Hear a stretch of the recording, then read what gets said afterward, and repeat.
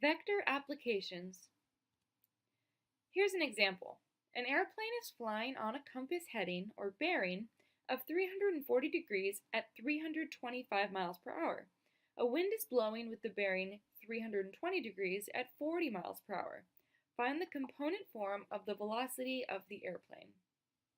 The bearing is the angle that the line of travel makes with due north. Measure clockwise to find. All right, so here we have due north, and we're going to go 340 degrees around clockwise to right there. Remember, a full circle would be 360 degrees, so this angle here is 20 degrees because we're 20 degrees shy of 360.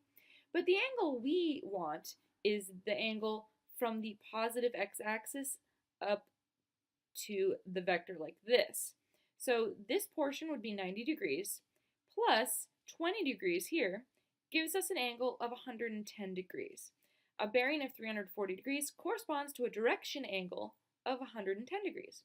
Now that we have that, we see that our velocity is going to equal 325 times the cosine of 110, comma, the sine of 110 degrees, which gives us the component form of the velocity of the airplane, negative 111.16 and 305.40.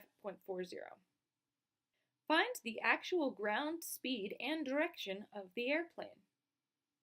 A bearing of 320 degrees corresponds to an angle of 130 degrees.